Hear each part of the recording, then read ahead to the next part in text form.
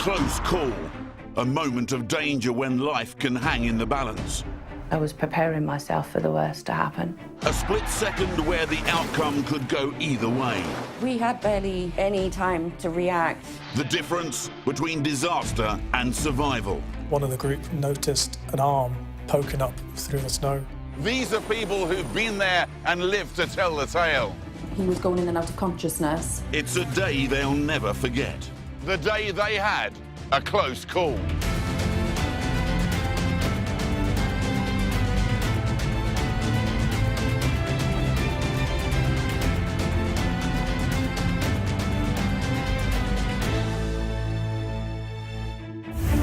Today on Close Calls, a severely injured woman lies on rocks by a river at the bottom of a steep wooded drop on Dartmoor. She's fallen 30 feet. I turned round and I saw her falling headfirst over the edge. Well, I was horrified. Emergency workers have arrived at the isolated location. Keep coming right. But rescue by helicopter is just too hazardous. There was literally just branches and water flying absolutely everywhere, and it just becomes too dangerous for everybody, especially the casualty.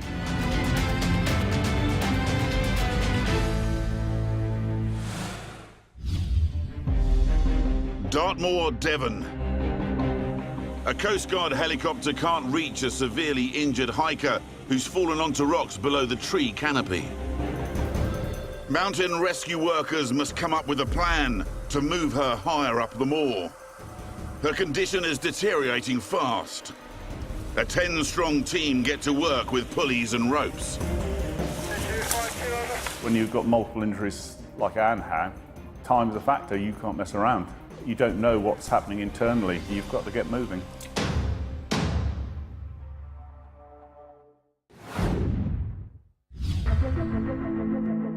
Semi-retired intensive care nurse Anne still enjoys working, but loves the freedom and time she now has to enjoy the great outdoors. All through my life, I've enjoyed travelling. I've worked abroad on 2 different occasions. One was in Switzerland, one was in South Africa. So I like the outdoors. The worst thing you could do to me is really keep me inside. Anne now lives in Devon and has found a group of kindred spirits. I go out once a week with a group of friends hiking on moor on Fridays. We call ourselves the Friday Walkers. The leader of the group is Sarah, a long-time local who plans their weekly outings. I try not to make it too challenging, and it is very easy planning walks on the moor. You can do some fantastic circular ones. The third member of the team is Pauline. We just tend to turn up and Sarah's got a plan. She knows it much better than any of us do, so we're quite happy to go along with what she suggests, and they're always great. It's a hot, sunny afternoon in July. The 3 Friday walkers have arrived at Dartmoor National Park, and today, Sarah's chosen a new route. I decided that we would walk from Newbridge down into this sort of wooded gorge with the River Dart running along the bottom. And you had to pick your way carefully along by the Dart, but it was beautiful. Probably was steeper than our normal route, and as it turned out, a bit more tricky. The path had fallen away a bit more than I would say is normal for us, actually. The trio are 2 hours into their walk and on the homeward stretch when they come to a river section blocked by boulders. They're forced to climb up a steep riverbank to a level path above them.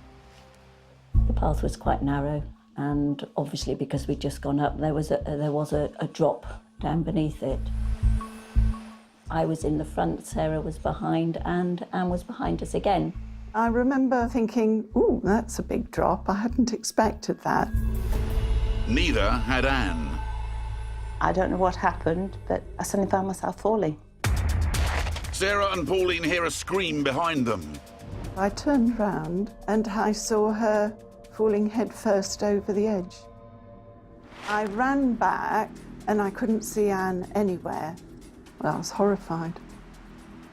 I couldn't imagine how somebody would go down on those rocks and be okay. So I did expect to find Anne possibly dead at the bottom, I think. Appalled, the 2 friends call Anne's name. but get no reply. In desperation, they scramble down towards the river. I thought that I would just come across a crumpled body at the bottom of the rocks. A long way below, they spot her, motionless on the rocks. Their worst fears seem confirmed. But then... she was moving her head. So then I shouted, Anne, Anne, I'm coming. I thought she would want to know that she wasn't on her own down there. By the time the two women reach her, Anne is conscious. Utter relief to see that, well, she was sat there. She looked very pale and very shocked, and I thought, well, if she's fallen that distance, she must have some internal damage or something, even if I can't see it on the outside. I did hear Sarah say to me, "Are you all right?" But I couldn't say anything. I physically couldn't verbalise anything at that point. Miles from anywhere and with no phone signal, all three women know they need help fast. They decide Pauline will stay with Anne while Sarah goes for help. I was just sort of desperately worried the whole time, because if she was bleeding internally, she could be dying, and the longer I took, the greater the chance that she was going to be dead by the time I got back. It takes Sarah nearly an hour to reach the car park, but there's still no mobile phone signal and no public phone box. Back at the river, an anxious Pauline comforts Anne. Certainly it went through my mind. There was the possibility, of course, that something might have happened to Sarah. You could hear the worry in Pauline's voice that we weren't going to be found, and that was our biggest concern. Sarah is searching for help. 10 minutes from the car park, she finds a house and a working phone. This elderly gentleman came out, and I said, "Can I use your phone?" This is Sarah's call. She requests the Dartmoor Rescue Service and an ambulance. The girl has fallen down some rocks on Dartmoor. She's damaged her shoulder. But the national park covers 368 square miles, and the call handler struggles to understand where to find Anne and Pauline. She's by the River Dart, underneath Dr. Blackhall's Drive on Dartmoor. It's near Newbridge. Right, don't seem to be getting a Newbridge. Bear with me a moment while I just see if I can look on the internet. It's between Ashburton and Poundsgate. So is it best for us to come to Newbridge and meet you there? Yes, okay. I'll go back there. Well, if you know where the patient is, that might be the quickest thing to do. Yeah. Yeah. It takes 15 minutes for the ambulance to arrive. When I saw them come into the car park, it was utter relief. As Sarah leads paramedic Vicky back along the trail, their concern for Anne grows. Anything could have happened between her friend making the 999 call to us arriving, so it was quite a stressful walk for Anne's friend and us, really. Back at the river, in the dying light, 2 hours since she plummeted onto the rocks, Anne's condition is deteriorating. I was sort of holding her to try and give her support. It was excruciating, the pain. I've never had pain like it. Never. I was pretty sure I could feel the movement in the ribs. It was a worry as to what was going on inside. Later, police, Dartmoor volunteers and the Coast Guard are called in to get Anne off the moor. But her location makes a rescue in situ look impossible. It's very steep, it's very treacherous, yeah, not a nice place to get out of if you've got a problem.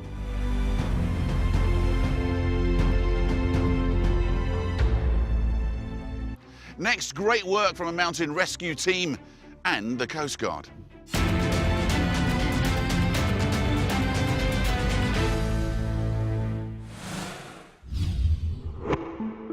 On Dartmoor, hiker Anne is lying on boulders alongside the River Dart, having plunged 30 feet down a steep bank. She's injured and in pain. Fellow walker Pauline is with her. Their friend Sarah went for help 2 hours ago, and the light is fading. I started to think, well, how long should I sit here before I have to decide to go and try and get some help myself? But help is on the way. Sarah, desperately trying to remember the exact path the trio originally took, is leading the paramedics towards their remote location. Suddenly, she spots Anne's discarded walking poles. As soon as I saw them, I thought, oh, I'm nearly there. Otherwise, I probably would have gone past the place where she'd fallen. But she can't see Pauline or Anne. I shouted, said, I've got the ambulance. They were a little bit further behind. The first sign of anybody was just hearing people walking and talking and shouting, hello, we're coming. And that was such a huge relief. The paramedics get straight to work. We discovered that she wasn't breathing as efficiently as we would have liked, and she was complaining of some rib injuries.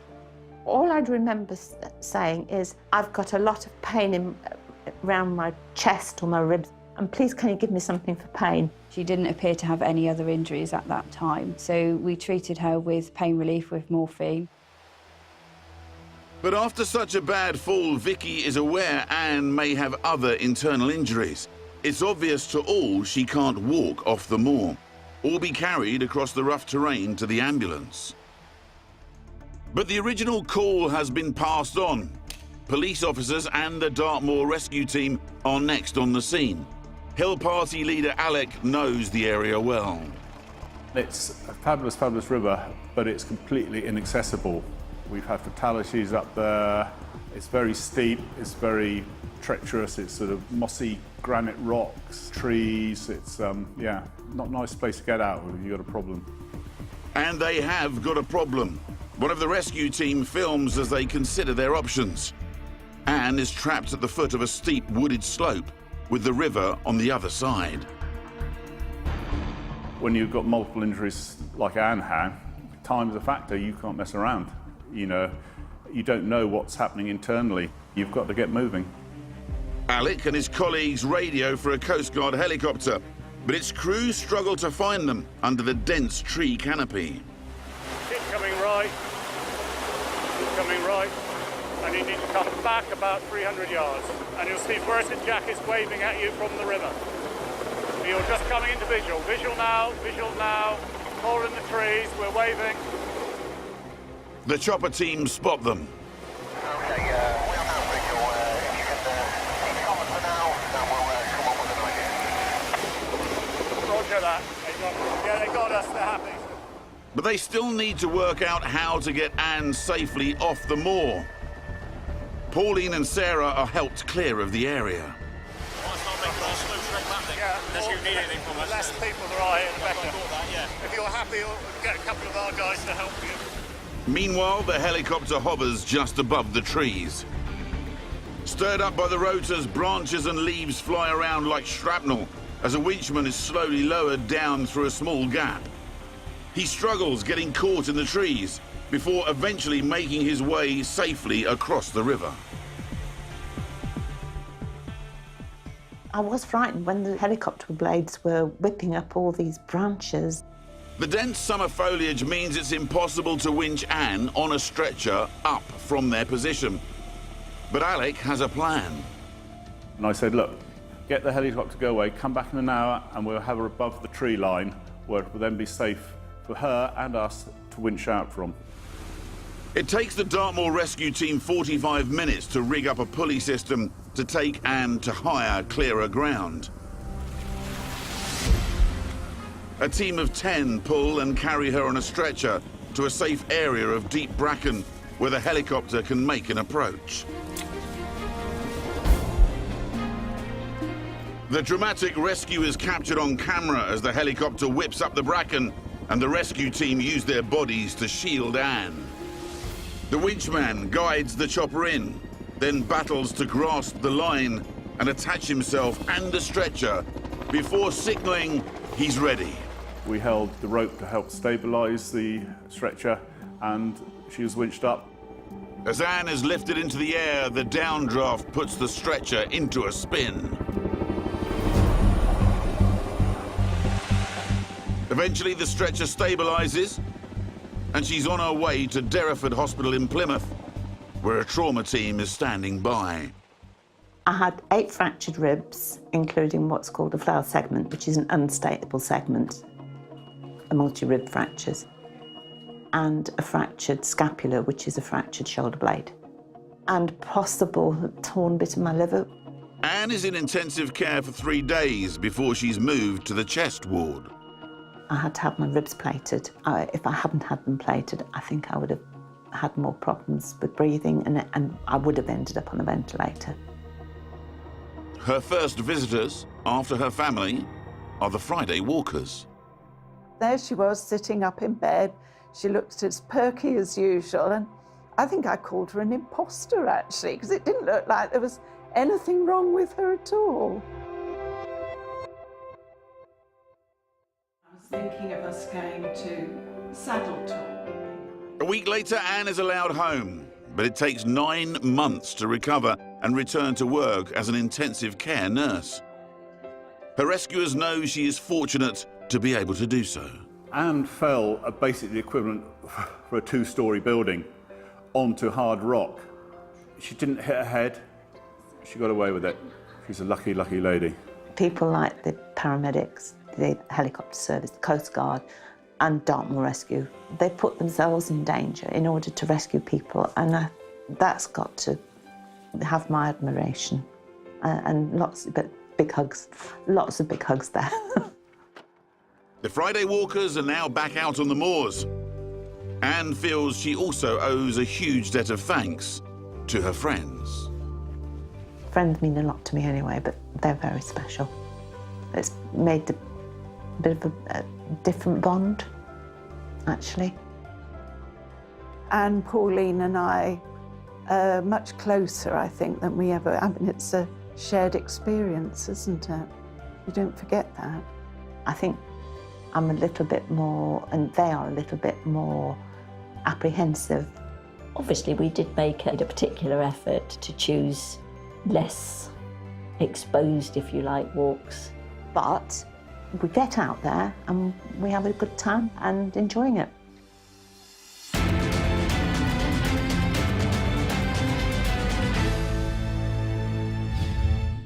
That's what friends are for, there when you need them. See you next time on Close Calls.